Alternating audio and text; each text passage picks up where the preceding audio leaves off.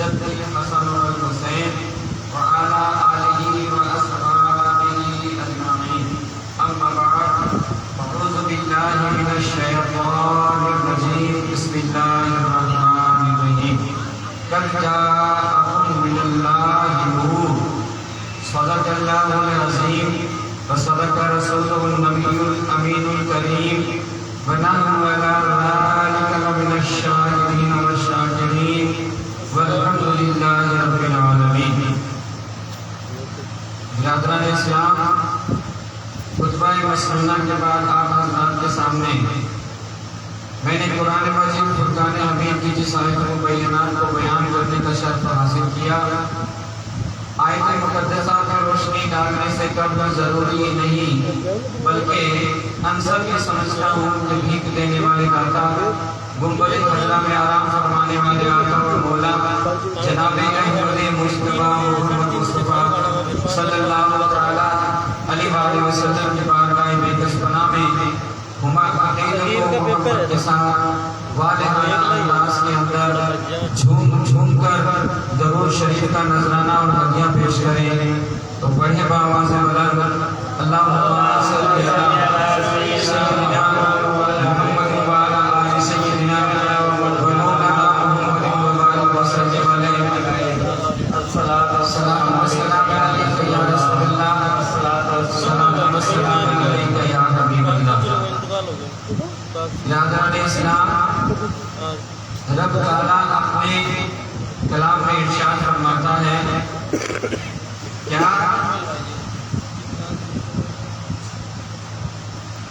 الصلاۃ کے بعد قرآن مقدس میں یہ آیت کریمہ جس کے ٹکڑے کو میں نے تلاوت کرنے کا شرف حاصل کیا، یعنی قد جاءکم من اللہ نور، اس کا ترجمہ یہ ہے کہ اللہ تعالیٰ کی جانب سے تمہارے پاس نور آ گیا۔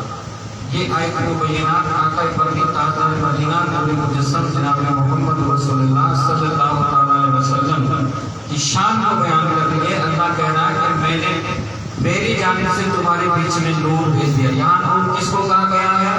مدینے کے تاجدار حبیب پاک پروردگار کو نور کہا گیا ہے۔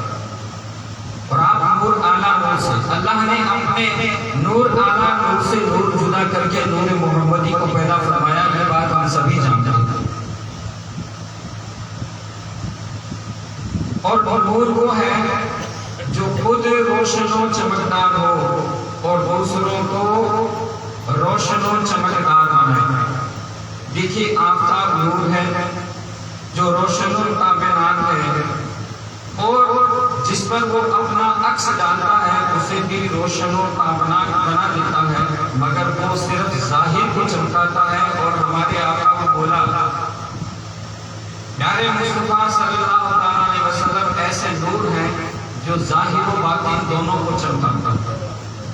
اللہ کے نبی ہمارے آقا و مولا کیسے نور ہیں؟ ایسے نور ہیں کہ ظاہر اور باطن دونوں کو چمکانے والے نور ہیں۔ تو جو لوگ کہ اس نور سے چمکے وہ خوب چمکے۔ یہاں کس کی طرف اشارہ کیا جا رہا ہے؟ حسنین کریمین کی طرف اشارہ کیا جا رہا ہے۔ پھر ان کی جو نورانی گود میں کھیل کر بڑے ہوئے ہوں، یعنی نواسۂ رسول سید الشہداء حضرت امام حسین علیہ السلام، تو وہ ایسے چمکے کہ اپنے اغیار کی آنکھیں بھی ان کی چمک سے چکا چوندھ ہیں۔ اپنے غیر بھی ان کی چمک سے ان کی آنکھیں چکا چوندھ ہو گئی ہیں۔ اور یزیدیوں کے ہزار مخالف کے باوجود انشاءاللہ الرحمن وہ قیامت تک ایسے ہی چمکتے رہیں گے۔ یزیدیوں کی ہزار مخالفت کے بعد بھی حضرت امام حسین علیہ السلام قیامت کی صبح تک اسی طرح چمکتے رہیں گے۔ آپ کی ولادت، برادران ملت، سید الشہداء حضرت امام حسین رضی اللہ تعالیٰ عنہ کی ولادت مبارکہ 5 شعبان معظم ہجری سن 4 کو مدینہ طیبہ میں ہوئی۔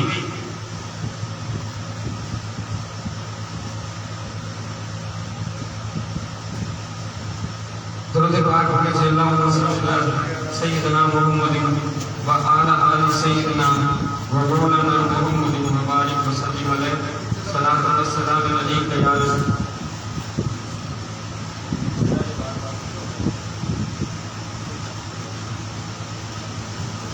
रसूल पाक में भेजे खुदा दरूद व सलाम अली व फातिमा हसन व हुसैन पर भी बोला। बिरादरान मिल्लत सैयदुश शुहदा हज़रत इमाम हुसैन अलैहिस्सलातु वस्सलाम की विलादत मुबारक 5 शोबान मुअज़्ज़म, जिसे हम कौन सा चांद कहते हैं? शुक्रान का चांद कहते हैं। उसकी 5 तारीख होती है और हिजरी सन 4 मदीना तैयबा में आप पैदा हुए, यानी मदीना मनव्वरा में आप पैदा हुए। सरकार अकबर सल्लल्लाहु अलैहि वसल्लम ने आपके कान में अज़ान दी, मुंह में लुआब दहन डाला और आपके लिए दुआ फरमाई। आपका नाम हुसैन रखा और अकीका किया। अल्लाह के नबी अपनी बेटी के घर तशरीफ लाए। हजरत इमाम हुसैन अलैहिस्सलाम के कान में अजान पड़ी। कल भी आपने ये बात सुनी थी, हजरत इमाम हसन अलैहिस्सलाम की पैदाइश के बारे में मैं बता रहा था।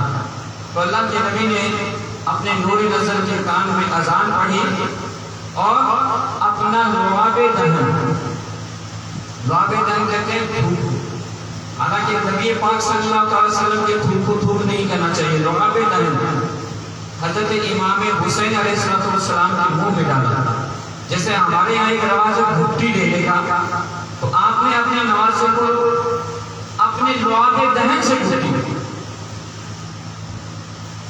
और साथ में दिन आपका नाम हुसैन रखा गया और आपका अकीका भी किया गया।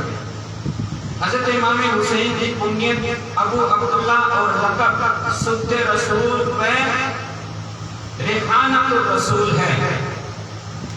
हदीस शरीफ में है, रसूल कायनात सल्लल्लाहु अलैहि वसल्लम ने फरमाया कि हजरत हारून अलैहिस्सलाम ने अपने बेटों का नाम शब्बर और शब्बीर रखा और मैंने अपने बेटों का नाम उन्हीं के नाम पर हसन और हुसैन रखा। इसने हजरत हारून अलैहिस्सलाम के साहबजादों के नाम यहाँ बताए जा रहे हैं। शब्बर और शब्बीर और हसन हुसैन माना एक है, दोनों माना एक है। इसलिए हसनैन करीमैन को शब्बर और शब्बीर के नाम से भी दुनिया में याद किया जाता है, जाना जाता है। सुरयानी जबान में शब्बर और शब्बीर और अरबी जबान में हसन और हुसैन दोनों के माना एक हैं। शब्बर और शब्बीर कौन सी जबान का लफ्ज है? सुरयानी जबान का लफ्ज है। और हसन और हुसैन अरबी जबान का लफ्ज है। और हदीस में है कि अल हसन वल हुसैन इस्मानी मिन अहलिल जन्नह, हसन और हुसैन जन्नती नामों में से 2 नाम हैं। ये दोनों नाम जन्नती नाम हैं। अरब के ज़माना जहालत में ये दोनों नाम पहले नहीं थे। इब्न अल-अराबी हज़रत मुफस्सिर से रिवायत करते हैं कि अल्लाह ताला ने ये नाम मख्फी रखे, यानी छुपा कर के रखे। यहाँ तक कि नबी अकरम सल्लल्लाहु अलैहि वसल्लम ने अपने नवासों का नाम हसन हुसैन रखा। हजरत उम्मुल फज़ल बिनते हारिस रज़ियल्लाहु ताला अन्हा यानी हुजूर अकरम सल्लल्लाहु अलैहि वसल्लम की चची हजरत अब्बास बिन अब्दुल मुत्तलिब रज़ियल्लाहु ताला अन्हु की अहलिया मोहतरमा एक दिन हुजूर की खिदमत में हाजिर हुई और अर्ज़ किया, या रसूलल्लाह, आज मैंने एक ऐसा ख्वाब देखा कि जिससे मैं डर गई हूँ। कौन आकर के अर्ज कर रही है? हजरत अब्बास बिन अब्दुल मुत्तलिब रज़ियल्लाहु ताला अन्हु की अहलिया आपकी खिदमत में आते हैं, यानी जिसकी खिदमत में आकर बड़ी ताज़दार मदीना की खिदमत में आकर के अर्ज करते हैं, या रसूलल्लाह, मैंने आज रात एक ख्वाब देखा है और उस ख्वाब से मैं बहुत ज्यादा डर गई। हुजूर अलैहिस्सलाम ने फरमाया, تو نے کیا دیکھا ہے؟ انہوں نے عرض کیا وہ بہت سخت ہے، جس کے بیان کی میں اپنے اندر جرات نہیں پاتی ہوں۔ حضور نے فرمایا بیان کرو، تو انہوں نے عرض کیا میں نے دیکھا کہ حضور کے جسم مبارک کا ایک ٹکڑا کاٹ کر میری گود میں رکھا گیا۔ ارشاد فرمایا کہ تمہارا خواب بہت اچھا تھا، تمہارا خواب بہت اچھا ہے، انشاءاللہ فاطمہ زہرا کے یہاں بیٹا پیدا ہوگا اور وہ تمہاری گود میں دیا جائے گا۔ اس بات کی تعبیر یہ ہے۔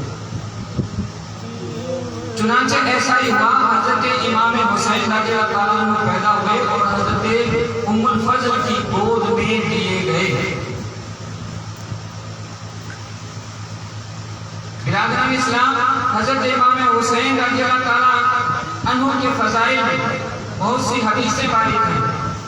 آپ حضرات پہلے ان روایتوں کو سماعت فرمائیے جو صرف آپ کے مناقب میں ہیں، پھر جو حدیثیں کہ دونوں شہزادوں کے فضائل کو شامل ہیں وہ بعد میں پیش کی جائیں گی۔ ترمذی شریف کی حدیث ہے، حضرت یعلا بن مرہ رضی اللہ تعالیٰ عنہ سے روایت ہے کہ حضور اقدس صلی اللہ علیہ وسلم نے فرمایا، کیا فرمایا؟ حسین منی و انا من الحسین، حسین مجھ سے ہے اور میں حسین سے ہوں۔ یعنی حسین کو حضور سے اور حضور کو حسین سے انتہائی قرب ہے، گویا کہ دونوں ایک ہیں۔ تو حسین کا ذکر حضور کا ذکر ہے، اور حسین سے دوستی حضور سے دوستی ہے، اور حسین سے دشمنی حضور سے دشمنی ہے، اور حسین سے لڑائی گویا حضور سے لڑائی ہے۔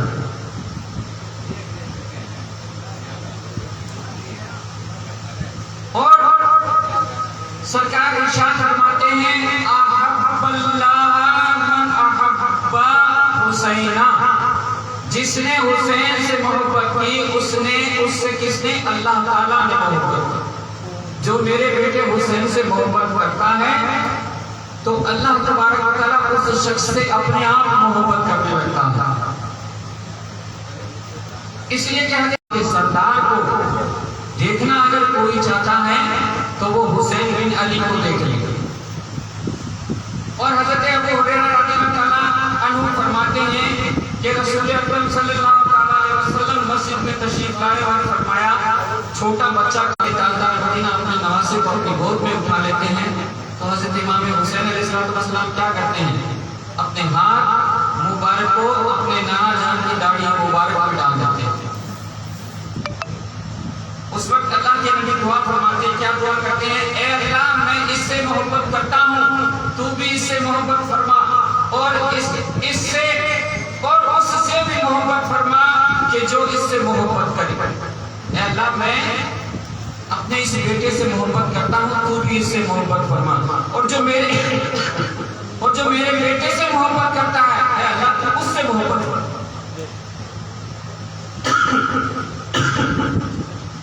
معلوم ہوا کہ حضور آقا دو عالم صلی اللہ علیہ وسلم نے صرف دنیا والوں سے نہیں چاہا کہ وہ حضرت امام حسین علیہ السلام سے محبت کرے، بلکہ خدا تعالیٰ سے بھی عرض کیا کہ تو بھی رسول پاک پر بھیجے خدا درود و سلام علی و فاطمہ حسن و حسین پر بھی بولا۔ دیکھیے آپ کے فضائل بے شمار، میرے جیسا ایک ادنا سا انسان آپ کے فضائل کو بیان نہیں کر سکتا، بلکہ دنیا کا بڑے سے بڑا عالم بھی آپ کے فضائل کو بیان نہیں کر سکتا، اس کی زندگی ختم ہو سکتی ہے مگر آپ کے فضائل پورے نہیں ہو سکتے۔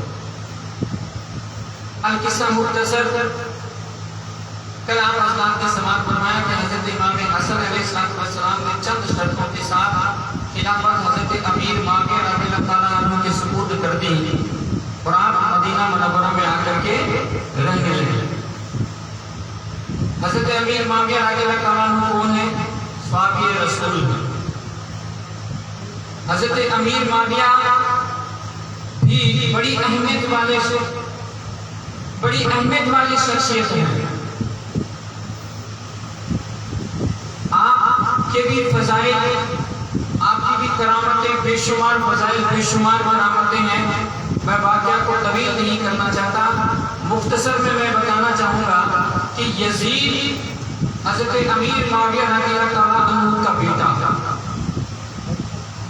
اور جب حضرت امیر معاویہ فالج میں مبتلا ہو گئے اور بستر پر آ گئے اور اسی مرض الموت میں آپ نے انتقال فرمایا. حضرت امیر معاویہ کے انتقال کے بعد میں یزید بدبخت تخت نشین ہوا.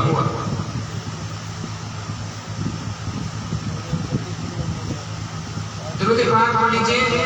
اللہم صلی علی سیدنا محمد وعلی آل سیدنا مولانا محمد وبارک وسلم علیہ. یزید کی تخت نشینی اور طلب بیت، یزید کی تخت نشینی یعنی وہ بادشاہ بنا اور اس نے بادشاہ بنتے ہی اپنی حکومت کے خطوط یعنی خط اس نے جگہ جگہ پر بھیجنے شروع کر دیے کہ میرے والد کا انتقال ہو گیا، اب میں بادشاہ ہوں، آپ لوگ میری بیعت کریں. حضرت امیر معاویہ رضی اللہ تعالیٰ عنہ کی وفات کے بعد یزید بدبخت تخت نشین ہوتے ہی اپنی بیعت کے لیے ہر طرف خطوط و حکم نامے اس نے روانہ کیے. مدینہ منورہ کے گورنر ولید بن عقبہ تھے، ان کو اپنے باپ کی وفات کی اطلاع کی اور لکھا کہ ہر خاص و عام سے میری بیعت لو اور حسین بن علی، عبداللہ بن زبیر، عبداللہ بن عمر رضی اللہ تعالیٰ عنہم سے سب سے پہلے بیعت لو. ان سب کو ایک لمحہ مہلت نہ دو. اس نے جگہ جگہ خطوط بھیجنے شروع کر دیے. اس وقت مدینے کا گورنر کون تھا؟ ولید بن عقبہ نام کا ایک شخص اس وقت مدینے کا گورنر تھا. اس نے اس کو بھی خط لکھ دیا کہ میرے باپ کا انتقال ہو گیا ہے، میں بادشاہ بن گیا ہوں، اب تم الگ اعلان میری بیعت لوگوں سے طلب کرو. اور خاص کر اس نے یہ لکھا کہ حسین بن علی، عبداللہ بن زبیر اور عبداللہ بن عمر، یہ جو بڑی بڑی شخصیتیں ہیں، ان شخصیتوں سے سب سے پہلے میری بیعت لو اور ایک لمحہ بھی ان کو مہلت نہ دے. مدینہ منورہ کے لوگوں کو ابھی تک حضرت امیر معاویہ کے انتقال کی خبر نہ تھی. یزید کے حکم نامے سے ولید بہت گھبرایا، اس لیے کہ ان حضرات سے بیعت لینا آسان نہیں تھا. اس نے مشورہ کے لیے مروان بن حکم کو بلایا. مروان بن حکم وہ شخص ہے کہ جب اس کی پیدائش ہوئی تو حضور اقدس صلی اللہ علیہ وسلم کی خدمت میں تہنیک یعنی کوئی چیز چبا کر کے کھلانے کی وجہ سے آپ کی خدمت میں لایا گیا. تو حضور صلی اللہ علیہ وسلم نے فرمایا وزادی، یہ گرگٹ کا بیٹا گرگٹ ہے، یہ گرگٹ کا بیٹا گرگٹ ہے. اللہ کے نبی نے کیا فرمایا کہ یہ گرگٹ کا بیٹا یعنی رنگ بدلنے والا، اس کا باپ بھی رنگ بدلنے والا ہے، یہ بھی رنگ بدلنے والا ہوگا. گرگٹ نہیں بدلتا ہے نا. اور بخاری، نسائی اور ابن ابی حاتم اپنی تفسیر میں روایت کرتے ہیں کہ حضرت عائشہ صدیقہ رضی اللہ تعالیٰ عنہ فرماتی ہیں، کیا فرماتی ہیں کہ یعنی رسول اکرم صلی اللہ علیہ وسلم نے مروان کے بعد حکم پر لعنت فرمائی کہ مروان سب سے فکر میں تھا تو وہ بھی اللہ کی لعنت سے حصہ پانے والا ہو گئے. اللہ کے نبی نے مروان کے باپ پر لعنت بھیجی تو یہ مروان اس وقت اپنی ماں کے پیٹ میں تھا تو اس وجہ سے وہ بھی حصہ پانے والا بن گیا. برادر اسلام، وہ مروان کہ اس کو اور اس کے باپ کو حضور اقدس صلی اللہ علیہ وسلم نے گرگٹ فرمایا اور جس کے باپ پر حضور نے لعنت فرمائی، بلکہ اس کے باپ کو شہر بدر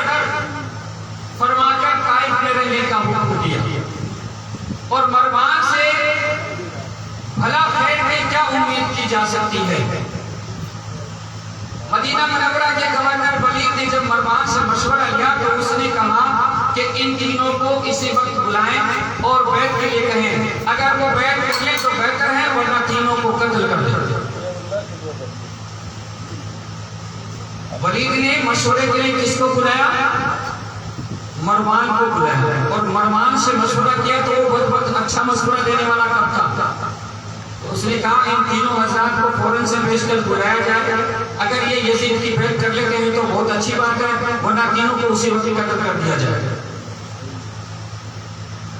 اس مشورے کے بعد گورنر ولید نے تینوں حضرات کو بلاوا بھیجا۔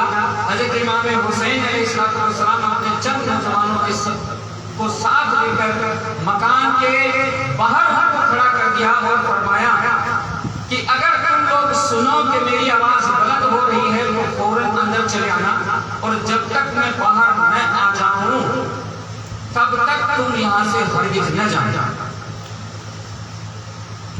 جب ولید نے حضرت امام حسین علیہ السلام کو بلاوا بھیجا تو آپ آئے، چند جوانوں کو ساتھ لے کر کے آئے اور اس کے مکان کے باہر اپنے جوانوں کو کھڑا کر دیا، اور آپ اندر گئے، اندر تشریف لے گئے تو جاتے ہوئے یہ کہہ کے گئے کہ اگر آپ کو ایسا محسوس ہو کہ میری آواز بلند ہو رہی ہے تو فوراً سے پیش کر آپ بھی اندر آ جانا، اور یہاں سے اس وقت تک نہیں ہلنا جب تک نہ باہر نہ آ جانا۔ اور پھر آپ اندر تشریف لے گئے۔ ولید نے آپ کو حضرت امیر معاویہ کے وفات کی خبر سنائی اور یزید کی بیعت کے لیے کہا۔ آپ نے فرمایا کہ میرا جیسا آدمی اس طرح چھپ کر بیعت نہیں کر سکتا، آپ باہر نکل کر سب لوگوں سے بیعت طلب کریں تو ان کے ساتھ مجھ سے بھی بیعت کے لیے کہیں۔ ولید امن پسند آدمی تھا، اس نے کہا اچھا آپ تشریف لے جائیے۔ جب آپ چلنے لگے تو مروان نے برہم ہو کر ولید سے کہا کہ اگر آپ نے اس وقت ان کو جانے دیا اور بیعت نہ لی تو پھر ان پر قابو نہ پا سکو گے۔ مروان کیا کہہ رہا ہے اس وقت؟ کس سے؟ ولید سے کہہ رہا ہے۔ جب باتیں ہوئی ولید کے درمیان اور حضرت امام حسین علیہ السلام کے درمیان باتیں ہوئی، آپ نے کہا میرے جیسا شخص چھپ کر کے یزید کی بیعت نہیں کر سکتا، اگر بات بیعت کی ہے تو تم باہر نکلو اور سبھی عوام سے بیعت کی طلب کرو، اس وقت آپ مجھ سے بھی کہہ سکتے ہو۔ تو اس نے کہا بہت اچھی بات ہے حضرت، آپ تشریف لے جا سکتے ہیں۔ اس وقت یہ مروان کہتا ہے ولید سے کہ اگر تم نے اس وقت ان کو یہاں سے جانے دیا تو پھر تو ان پر قابو نہیں پا سکے گا، اگر یہ بیعت کر لیں تو بہتر ہے ورنہ ان کو قتل کر دو۔ مروان مشورہ دے رہا ہے، مروان بدبخت ولید کو مشورہ دے رہا ہے کہ ابھی اس وقت یہ اگر بیعت کر لیتے ہیں تو بہتر ہے ورنہ ان کو جانے نہ دیا جائے، ان کو قتل کر دیا جائے۔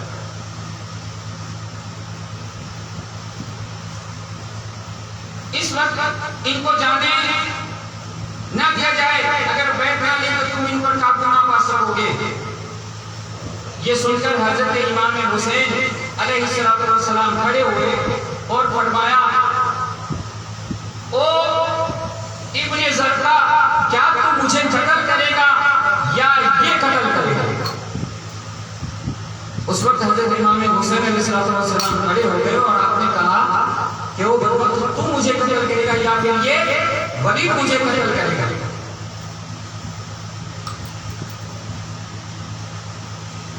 خدا کی قسم تو جھوٹا اور کمینہ ہے، یہ کہہ کر آپ باہر تشریف لے آئے۔ مروان نے ولید سے کہا کہ آپ نے میری بات نہیں مانی، خدا کی قسم اب آپ ان پر قابو نہیں پا سکیں گے، قتل کرنے کا یہ بہترین موقع تھا جس کو آپ نے ضائع کر دیا۔ ولید نے کہا افسوس، تو مجھے ایسا مشورہ دے رہا ہے جس میں میرے دین کی تباہی ہے۔ اس نے پھر کہا کہ تو نے ان کو غلط جانے دیا ہے، جانے نہیں دینا تھا، اگر یہ بیعت کر لے تو اچھی بات ہے ورنہ ان کو چھوڑنا نہیں چاہیے تھا، پھر تو ان کے اوپر قابو نہیں پا سکے گا۔ تو وہ کہہ رہا ہے، ولید کہہ رہا ہے کہ تو مجھے جو مشورہ دے رہا ہے وہ تیرا مشورہ صحیح نہیں ہے، اور اگر میں تیرے مشورے پہ عمل کروں تو میرے دین کی تباہی ہے۔ انہوں نے یزید کی بیعت نہیں کی۔ خدائے جلال کی قسم اگر مجھے ساری دنیا کا مال و متا مل جائے تو بھی میں ان کے خون سے اپنے ہاتھوں کو ہرگز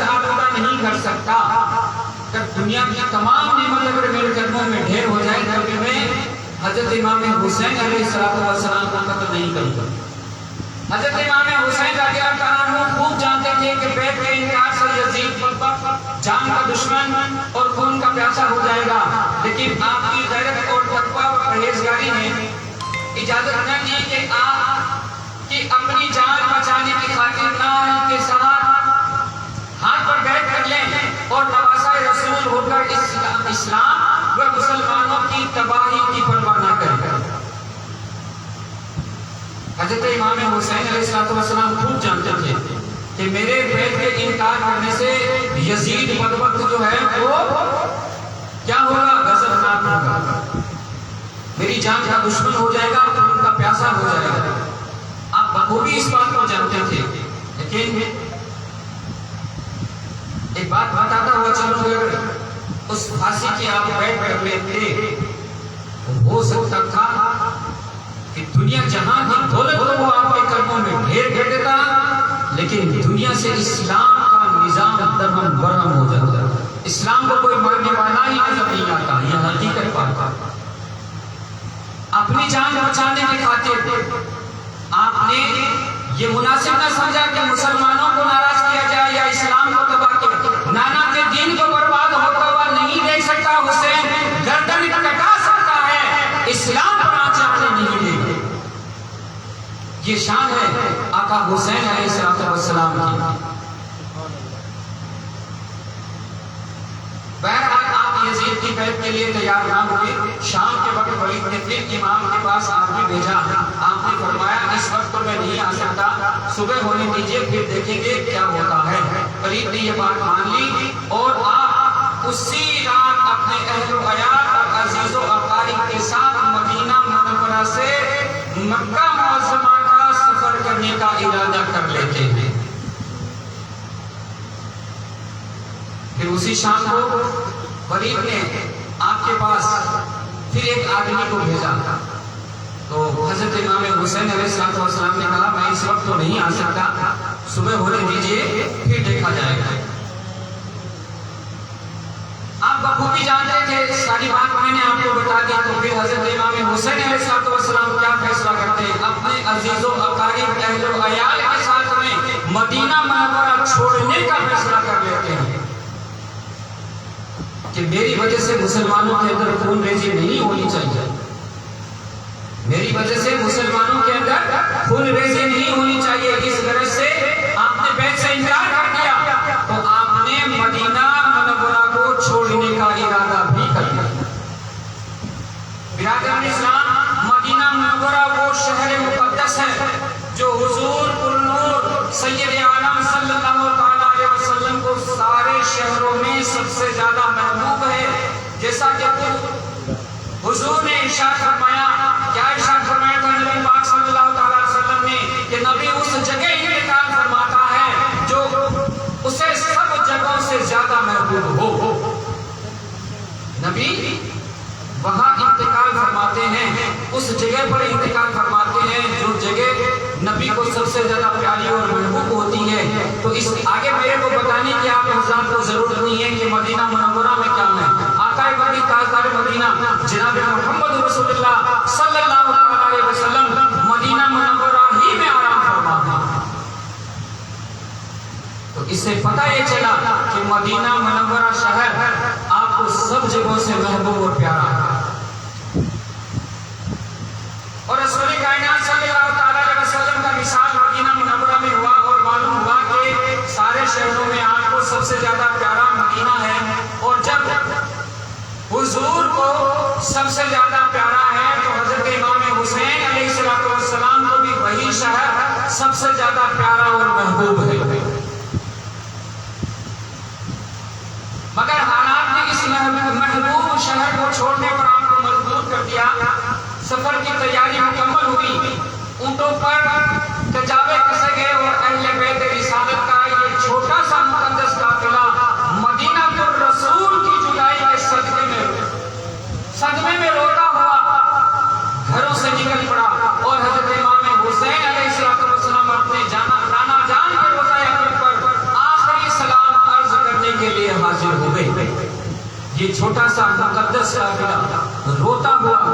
کی جدائی میں روتا ہوا اپنے گھروں سے نکل پڑا اور حضرت امام حسین علیہ السلام آخری سلام عرض کرنے کے گھر سے نانا جان کے روزہ انور پر حاضر ہوتے ہیں تو اس وقت حضرت امام حسین کی کیا کیفیت ہوتی ہے؟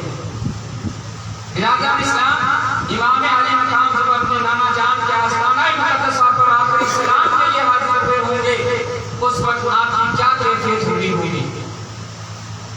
بلا شبہ دیدہ خوب آر میں اشک غم کی بارش کی ہوگی اور عرض کیا ہوگا نانا جان میں آپ کا مقدس شہر چھوڑ رہا ہوں، وہ شہر ہے جو مجھے سب سے زیادہ عزیز اور پیارا ہے، اس لیے چھوڑ رہا ہوں کہ میرا یہاں رہنا دشوار ہو گیا ہے، میں جا رہا ہوں، مجھے اجازت دیجیے۔ حضرت امام حسین علیہ السلام نانا جان کے روزہ انور پر حاضر ہو کر کس انداز میں آپ نانا جان کے روزہ انور پر حاضر ہوئے؟ اشبار آنکھوں سے، ٹوٹے ہوئے دل سے آپ اپنے نانا جان کے روزہ انور پر حاضر ہوتے ہیں اور عرض کرتے ہیں نانا جان میں وہ شہر چھوڑ کے جا رہا ہوں جو شہر مجھے سب سے زیادہ پیارا اور محبوب ہے، یہاں میرا رہنا دشوار ہو گیا ہے، اے نانا جان میں آپ کے اس مقدس شہر کو چھوڑ کر جا رہا ہوں اور ہمیشہ ہمیشہ کے لیے جا رہا ہوں۔ اور آپ کے نانا جان سید عالم صلی اللہ علیہ وسلم جنہوں نے آغوش محبت و محبت میں آپ کی پرورش کی تھی، اس وقت روزہ انور میں ان کا کیا حال ہوا ہوگا؟ اس کا تصور اہل محبت کے دلوں کو پاش پاش کر دیتا تھا۔ یہ دن کتنے رنج و غم کا دن تھا کہ جگر گوشائے رسول فرزند علی و بطول جن کا سب کچھ مدینے میں ہے مگر آج وہ مدینے سے جا رہا ہے اور ہمیشہ ہمیشہ کے لیے جا رہا ہے،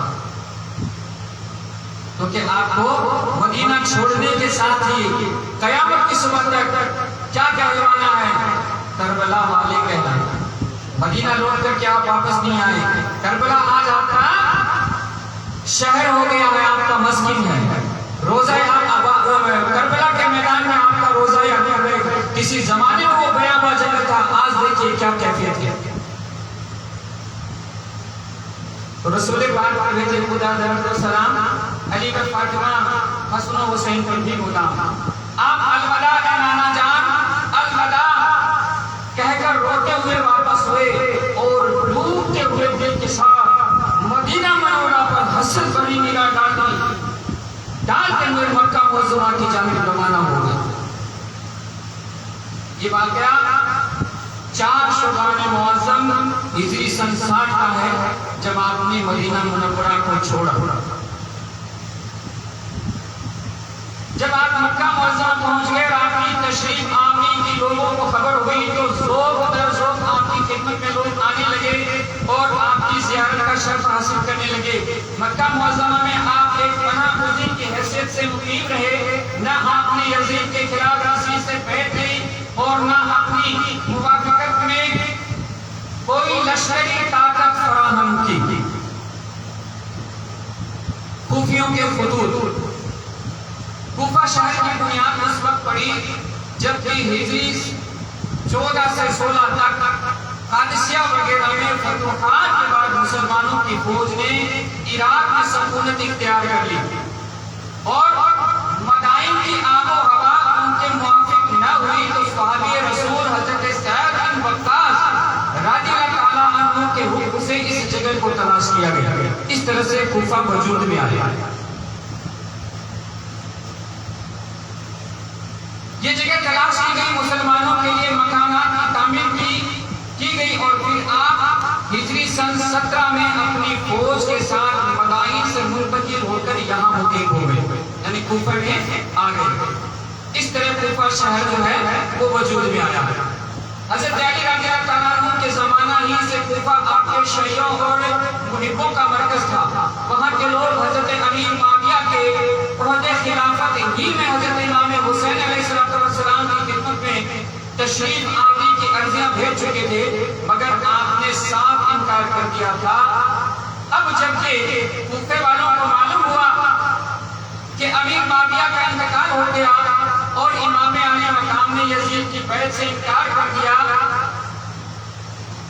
شعبہ روایت تاریخ قبر سلیمان بن سرد کے مکان میں وہاں کے شیعہ جمع ہوئے اور حضرت امیر معاویہ کے انتقال کا ذکر کر کے سب نے خدا کا شکر ادا کیا۔ اب تک کوفے والوں کو حضرت امیر معاویہ رضی اللہ تعالیٰ عنہ کی وصال کی خبر نہیں تھی۔ جب ان کو پتا چلا کہ حضرت امام حسین علیہ السلام نے یزید کی بیعت سے انکار کر دیا اور مدینہ منورہ چھوڑ کر مکہ معظمہ پہنچ گئے ہیں، تو یہ لوگ کیا ہیں؟ امام علی کو چاہنے والے ہیں۔ تو یہ لوگ کوفہ میں ایک جگہ جمع ہوتے ہیں اور طے کرتے ہیں کہ اب حضرت امام حسین علیہ السلام کو کوفہ بلایا جائے کہ ہم یزید کو بادشاہ نہیں مانیں گے۔ ہم نے اس کے بعد امیر معاویہ کو نہیں مانا تو ہم یزید کو نہیں مانیں گے۔ اور ان لوگوں نے آپس میں ایک بات کہی کہ امیر معاویہ کا انتقال ہو گیا ہے، تو اللہ کا بہت بڑا شکر ہے کہ امیر معاویہ کا انتقال ہو گیا، جبکہ ایسا نہیں کہنا چاہیے۔ حضرت امیر معاویہ بھی معزز حضرات صحابہ کرام میں شامل ہیں، لیکن کوفیہ نے دغا باز پہلے سے ان سے نفرت کرتے تھے اور دعویٰ کرتے تھے علی کی محبت کا دعویٰ کرتے تھے، لیکن ان لوگوں نے حضرت امام علی کے ساتھ بھی غداری کی۔ حضرت امام علی کے ساتھ بھی ان لوگوں نے غداری کی۔ بہرحال رسول پاک پر بھیجے خدا درود و سلام علی و فاطمہ حسن و حسین پر بھی مدام۔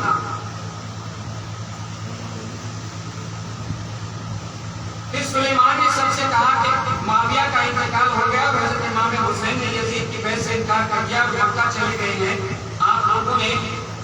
آپ لوگ ان کے اور ان کے باپ کے شیعہ ہیں، اگر ان کے مددگار بن سکتے ہیں اور ان کے دشمنوں سے جنگ کر سکتے ہیں تو ان کو تشریف آوری کے لیے خط لکھا جائے۔ اگر کمزوری یا بزدلی کا اندیشہ ہو تو دھوکہ دے کر ان کی جان کو خطرے میں نہ ڈالیں۔ سب نے بیک زبان کہا کہ ہم ان کو دھوکہ نہ دیں گے بلکہ ہم ان کے دشمنوں سے لڑیں گے اور اپنی جانیں ان پر قربان کریں گے۔ چنانچہ پہلا خط جو ان لوگوں کی طرف سے لکھا گیا اس میں حضرت امیر معاویہ کے انتقال اور یزید کی ولی عہدی کا ذکر کرنے کے بعد تحریر کیا گیا کہ ہمارے سر پر کوئی امام نہیں ہے، آپ تشریف لائیے۔ خدا تعالیٰ آپ کی برکت سے ہمیں حق کی حمایت نصیب فرمائے۔ دمشق کا گورنر نعمان بن بشیر یہاں موجود ہے، مگر ہم اس کے ساتھ نماز جمعہ میں بھی شریک نہیں ہوتے ہیں اور نہ اس کے ساتھ عیدگاہ جاتے ہیں۔ جب ہمیں معلوم ہو جائے گا کہ آپ تشریف لا رہے ہیں تو ہم اس کو یہاں سے نکال کر ملک شام جانے پر مجبور کر دیں گے۔ یہ خط کی تحریر ہے جو خط آپ کی خدمت میں پہلا خط جو بھیجا گیا تھا اس کی تحریر میں آپ کو بتا رہا ہوں۔ یہ پہلا خط عبداللہ بن سبی حمدانی اور عبداللہ بن دال کے بدست روانہ کیا گیا جو امام علی مقام کی خدمت میں 10 رمضان المبارک ہجری سن 60 کو مکہ معظمہ پہنچا۔ اس خط کی روانگی کے بعد 2 ہی دن کے عرصہ میں 35 ارضیاں اور تیار کی گئی جو 1-2 دن اور 4 آدمیان کے دستخط کے ساتھ آپ کی خدمت میں روانہ کر دی گئی۔ اس کے بعد پھر کچھ مخصوص لوگوں نے عرضیاں بھیجی اور یہ سب یک کے بعد دیگرے تھوڑے ہی وقفہ سے حضرت کی خدمت میں پہنچ گئی۔ یعنی کوفیوں کے جتنے بھی خطوط تھے وہ تھوڑے ہی وقت کے اندر حضرت امام حسین علیہ السلام کی خدمت میں پہنچ گئے۔ اب آپ نے جب ان کوفیوں کے خطوط کی تحریر پڑھی تو آپ نے لوگوں کو جمع کر کے مشورہ لیا کہ اب کیا کیا جائے۔ تو مشورے میں سبھی نے آپ کی خدمت میں یہ عرض کی کہ اے ابن رسول اللہ آپ کوفہ ڈائریکٹ لے جائیں، کیونکہ کوفے والوں کی غداری پہلے بھی سامنے آ چکی ہے۔ کوئی ایسی تدبیر بنائی جائے کہ کسی خاص معتبر شخص کو آپ اپنا نائب بنا کر کے ان کے یہاں بھیج دیجیے، اپنا نائب بنا کر کے کوفہ بھیج دیجیے۔ وہاں آپ کے نائب کے جانے کے بعد میں وہاں کے اگر حالات تسلی بخش ہوئے تو ہم آپ کو جانے کی اجازت دے دیں۔ تو طے ہوا کہ کوفہ کو حضرت مسلم بن عقیل جو آپ کے چچا زاد بھائی ہیں آپ کو وہاں بھیجا جائے۔ آخر تک جو ہانی سبی اور سعید بن عبداللہ حنفی کے بدست حضرت امام حسین علیہ السلام کی خدمت میں پہنچا، اس کے بعد آپ نے کوفہ والوں کو لکھا کہ تم لوگوں کے بہت سے خطوط ہم تک پہنچے جن کے مضامین سے ہم رفتہ ہوئے، تم لوگوں کے جذبات اور عقیدت و محبت کا لحاظ کرتے ہوئے بر وقت ہم اپنے چچا کے بیٹے مخصوص و معتمد مسلم بن عقیل کو کوفہ بھیج رہے ہیں۔ اگر انہوں نے لکھا کہ کوفہ کے حالات سازگار ہیں تو انشاءاللہ تعالی میں بھی تم لوگوں کے پاس بہت جلد آ جاؤں گا۔ آپ نے ایک خط لکھا کوفیوں کے نام اور وہ خط حضرت امام مسلم کے سپرد کر کے حضرت امام مسلم کو کوفہ کی جانب آپ نے روانہ کر جو تحریر آپ نے لکھی وہ میں نے آپ کو بتا دی ہے کہ آپ کے الفاظ یہ تھے، ان کے خطوں کا جواب آپ نے دے دیا اور کہا کہ میں اپنے چچا جان بھائی مسلم بن عقیل کو میرا نائب بنا کر کے بھیج رہا ہوں۔ اگر انہوں نے مجھے لکھ دیا کہ یہاں کے حالات سازگار ہیں تو میں بھی بہت جلد آپ لوگوں کے پاس پہنچ جاؤں گا۔ حضرت صدر الافاضل مولانا سید محمد نعیم الدین صاحب آبادی علیہ رحمت الرحمان تحریر فرماتے ہیں کہ اگرچہ امام کی شہادت کی خبر مشہور تھی اور کوفیوں کی بے وفائی کا پہلے بھی تجربہ ہو چکا تھا، مگر جب یزید بادشاہ بن گیا اور اس کی حکومت اور سلطنت دین کے لیے خطرہ تھی اور اس وجہ سے اس کی بیعت ناروا تھی اور وہ طرح طرح کی تدبیروں اور علم میں چاہتا تھا کہ لوگ اس کی بیعت کریں، وہ ہر طریقے کی ہر ممکن کوشش کرنا چاہتا تھا کہ لوگ میری بیعت کریں۔ حضرت امام مسلم کا کوفہ میں حضرت مسلم کے دو صاحبزادے محمد اور ابراہیم جو بہت کمسن تھے، اپنے باپ کے بہت پیارے بیٹے تھے، اس لیے سفر میں اپنے مہربان باپ کے ساتھ ہو لیے۔ حضرت مسلم نے کوفہ پہنچ کر مختار بن عبید کے مکان پر قیام فرمایا۔ شیعہ علی ہر طرف سے زور در زور آ کر بڑے جوش و عقیدت و محبت کے ساتھ آپ سے بیعت کرنے لگے، یہاں تک کہ ایک ہفتہ کے اندر 12,000 کوفیوں نے آپ کے دست مبارک پر حضرت امام حسین علیہ السلام کی بیعت کر لی۔ حضرت امام مسلم کوفہ پہنچ جاتے ہیں، کوفہ پہنچ کر کس کے یہاں کس کے مکان پر آپ قیام کرتے ہیں؟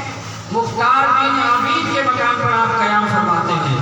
جب کوفے والوں کو پتا چلا کہ حضرت مسلم بن عقیل امام حسین کے نائب بن کر کے آئے ہیں تو ذوق در ذوق آپ کی خدمت میں حاضر ہوئے اور آپ کے دست مبارک پر یعنی آپ کے ہاتھ مبارک پر حضرت امام حسین علیہ السلام کی بیعت کرنا شروع کر دیتے ہیں، یہاں تک کہ ایک ہفتے میں بتایا یہ جا رہا ہے کہ 12,000 کوفیوں نے آپ کے ہاتھ پر بیعت کر لی۔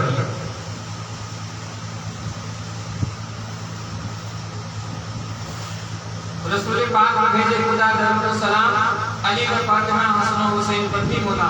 حضرت مسلم جب حالات آپ کو خوشگوار نظر آئے تو آپ نے امام حسین کو خط لکھ دیا کہ یہاں کے حالات سازگار ہیں اور اہل کوفہ اپنے قول و قرار پر قائم ہیں، آپ جلد تشریف لائیے۔ جب خوشگوار ماحول حضرت مسلم بن عقیل نے دیکھا تو آپ نے اپنے بھائی حضرت امام حسین علیہ السلام کو خط لکھ دیتے ہیں کہ یہاں کے حالات جو ہیں وہ بڑے تسلی بخش سازگار ہیں، اتنے ہزار لوگوں نے میرے ہاتھ پر آپ کے نام کی بیعت کر لی ہے، اب آپ فوراً سے پیش کر کوفہ تشریف لے آئے۔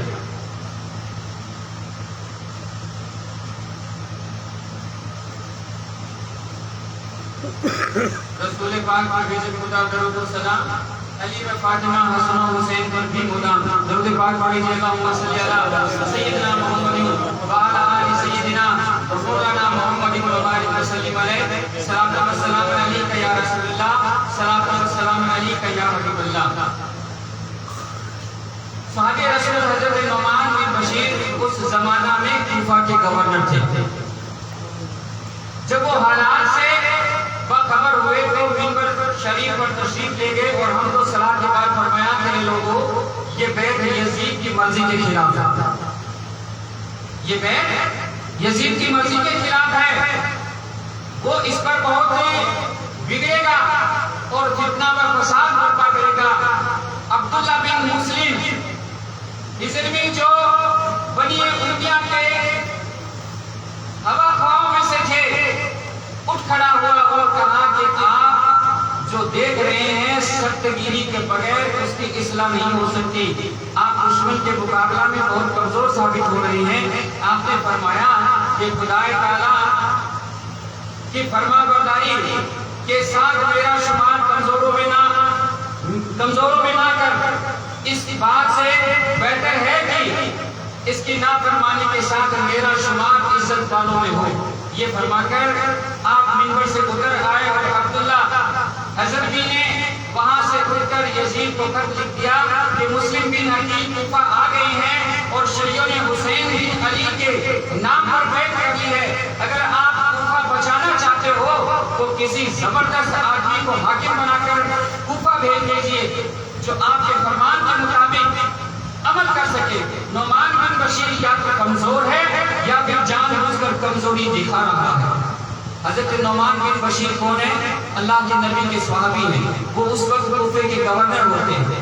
जब उन्हें ये खबर मिलती है कि मुस्लिम बिन अकील इमाम हुसैन के नायब बनकर आए हैं और कूफे वाले क्या कर रहे हैं, जोर उनके दस्ते मुबारक पर बैठ कर रहे हैं, तो वो मिंबर पर तशरीफ ले गए और उन्होंने हमदो सलात के बाद लोगों से कहा कि लोगों ये जो आप बैत कर रहे हैं ये बैत यजीद की मर्जी के खिलाफ है।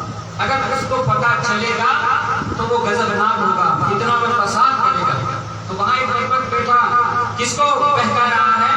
हजरत सुलेमान को बहका रहा है कि आप या तो फिर कमजोरों में से हैं और या फिर आप जानबूझकर कमजोरी दिखा रहे हैं और जो बैत बढ़ती जा रही है इमाम हुसैन के नाम से आप उसे रोक नहीं पा रहे। वो वहां से उठ करके चला गया और उसने जा करके यजीद को खत लिख दिया कि नुमान बिन बशीर जो है वो या तो जानबूझकर कमजोरी दिखा रहा है या फिर वो कमजोर है। अगर आप कूफा बचाना चाहते हो तो किसी सख्त इंसान को कूफे का गवर्नर बना करके भेज दो जो आपके हुक्म के मुताबिक करके यजीद के पास भिजवाइए। इन खतूत के पहुंचते ही यजीद सख्त गजबनाक हुआ। अपने खास दोस्तों को बुलाकर उसने मशवरा किया। उन लोगों ने कहा कि कूफा का गवर्नर अबीदिल्ला बिन ज़ियाद को मुकर्रर किया जाए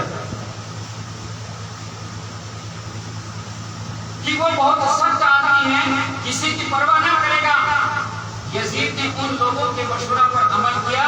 कूफा के साबिक गवर्नर नुमान बिन बशीर रज़ियल्लाहु ताला अन्हु को माज़ूल कर दिया और अबीदिल्ला बिन ज़ियाद जो बसरे का गवर्नर था उसे कूफे का गवर्नर बना दिया और हुक्म दिया कि वो फौरन कूफा पहुंच जाए और मुस्लिम बिन अकील को गिरफ्तार करके शहर बदल कर दे या फिर कत्ल कर दे। उसने अपने साथियों को बुलाया था, मिला यजीद को, यजीद गजबनाक हुआ और उसने अपने साथियों को जमा करके मशवरा लिया। सभी ने उसको ये मशवरा ये दिया, क्या मशवरा दिया कि अबीदिल्ला बिन ज़ियाद को कूफे का गवर्नर बना करके भेज दिया जाए। वो बहुत सख्त किस्म का इंसान है, किसी की नहीं सुनेगा, आप उसे जो हुक्म देंगे वो उसकी तामील करेगा। तो जो उस वक्त वो बसरे का गवर्नर था कौन? अबीदिल्ला इब्न ज़ियाद।